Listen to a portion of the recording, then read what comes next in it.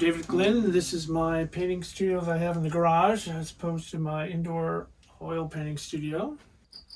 This painting is part of a series ongoing off and on of abstracts that I've done over the years. I've actually mostly done figurative work and portraits, though I have done a number of abstracts which I have exhibited and sold.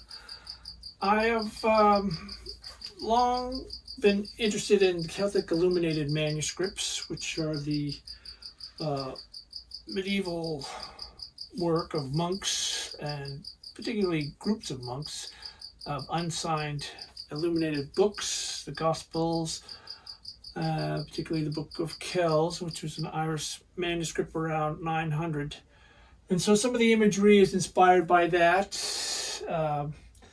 There is some interlacing and some, knots and spirals.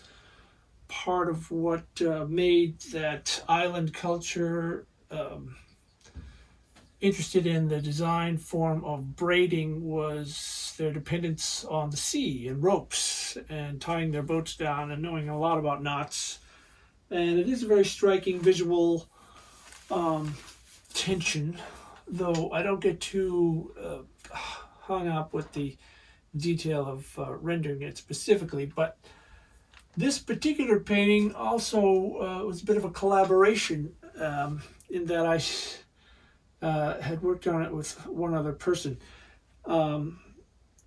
This was the technique of painting in acrylics with layers inspired by four-color printing, CYMK, which I've done with color-separated lithography. And in that process, you put the yellow print layer first, and then the yellow layered with red, so you can make oranges, and then blues, so you can make greens. This is another framed print, also still for sale, but it's part of a 4-print series I did in 2003 as a response to the architectural renderings for the new World Trade Center after it was demolished tragically in 9/11, 2001. And this represents all the models who modeled for me up until that time. I had been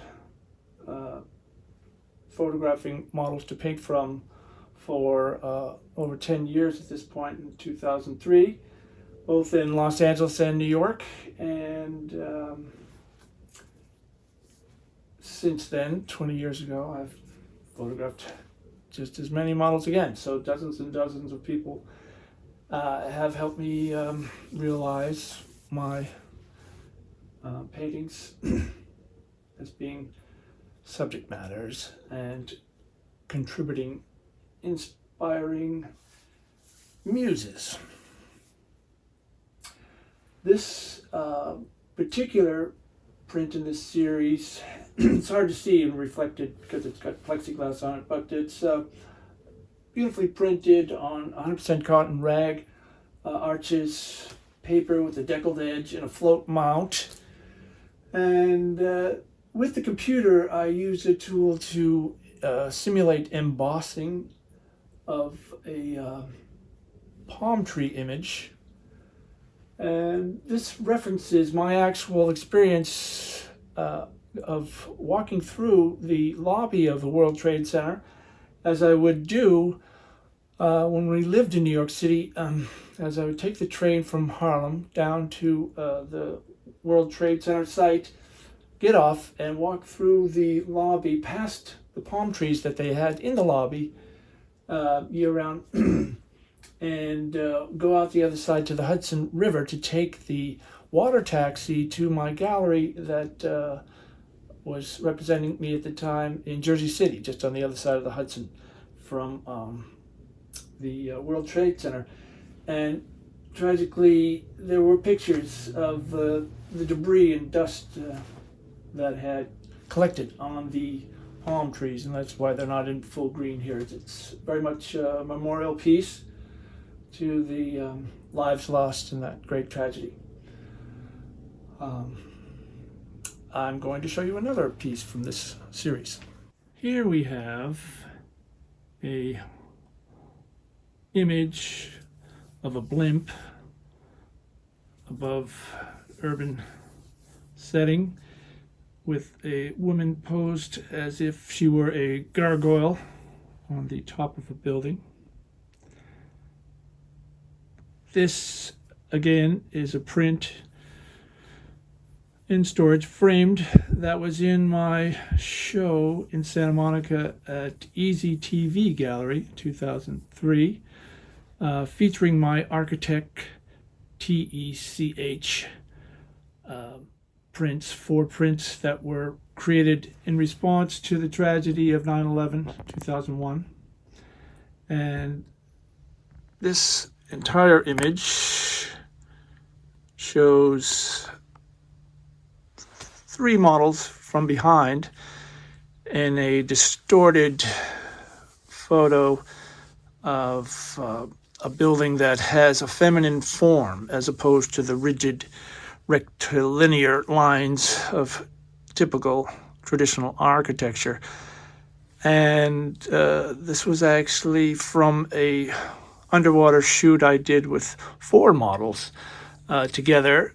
3 of them were students at Otis College of Art, where I was actually teaching at the time. They weren't in my classes, but that's how I found them. I put up a notice on the bulletin board in 2002, which you could do at that time, 2001. We had moved back from New York City, where we were living for 4 years, and we moved back in March of 2001, just in time to miss the tragedy of the downfall of the World Trade Center. But we moved into a loft building in downtown Los Angeles, where my wife was working at the Los Angeles Times, and the building was 13 stories, which was the maximum height up until 1965 of buildings in Los Angeles. Because of earthquake potential, they didn't have stability beyond that height. And we were fortunate to not only have a 2,000 square foot one-room loft and the 7th floor, but we also had a space on the roof. And downtown was kind of deserted at that time, and I did a number of photos of nude models on the roof of our building, as the surrounding buildings around us were largely empty at the time and have since filled in. So it's interesting to note that next to this is a very large canvas, 9 feet wide, that I painted as a model for my Behind the Glass series of apartment window paintings. Behind Glass is the title of my upcoming project for virtual reality. I've done over 70 paintings of apartment windows that would go in these 3 17-story buildings. This is my rendering acrylic on canvas in black and white of how the buildings will look. 3 17-story apartment buildings provides, with 2 windows on each side, over 200 window opportunities that could be arranged in various ways. And this is a small printout. When I do an acrylic painting and I don't stretch it, I need to store it, I roll it up. This painting, 9 feet wide, it's very large, and then I put a print of the painting, which actually is just monochrome black and white.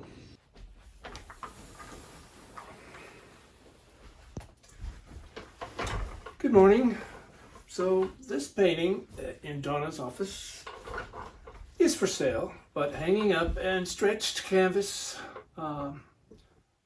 acrylic painting of a morning scene for Woman in Bed. I actually had a dream about one of my models in bed, sleeping in the morning with her husband, and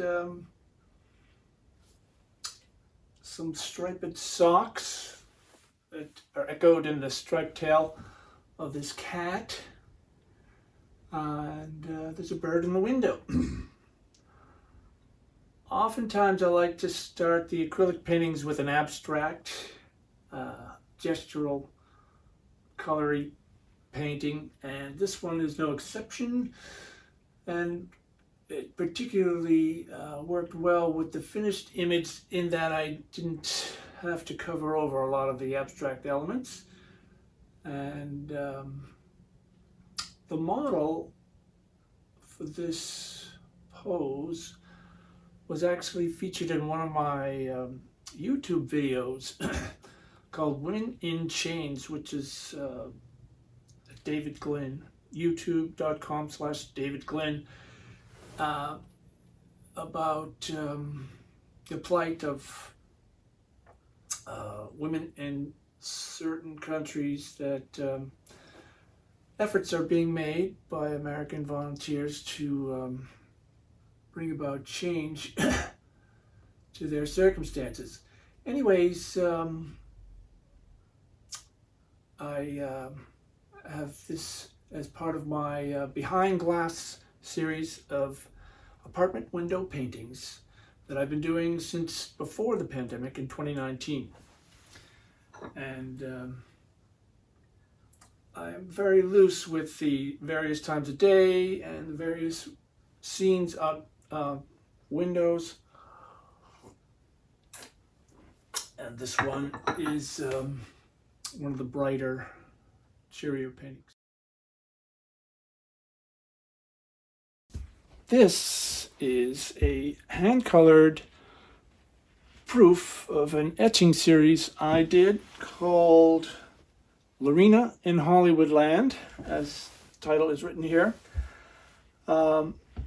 And I had printed professionally, though I etched them by hand on copper plates. And this scene, like several of them, is inspired by the Alice in Wonderland story, though I loosely put the narrative to use, as this model of mine growing up in Hollywood, which was originally called Hollywoodland, and she herself had a younger sister, Lorena being the name of Alice Little's older sister, who was also in the rowboat when Charles Dobson told the Alice in Wonderland story originally to them before writing it all down. And here she is crying in a pool of tears as she is frightened by having consumed something and grown enormously tall. In another etching, she gets very small in the size of a hand. This model is also featured in some of the photographs, which I had printed, silver gelatin prints for a matching commentary, which was written by another model who appears in this series, who has recently become a best-selling novelist, and she wrote some responses for me, so we did a collaboration in that. And this is a series that's actually up on Facebook in black and white, with etchings and a series of suite of prints. I intended for there to be 20 prints in each edition of 20 different etchings, images, and I completed all the proofs and printed 10 of the first 10 etchings. But you wouldn't hand color one of the editions, which are supposed to be identical, but this is a state proof, which you do before you do the 10 editions. And it's one of several proofs, so this is state proof number 1, and it's perfectly fine to hand color this in watercolor like I did, and still preserve the print edition.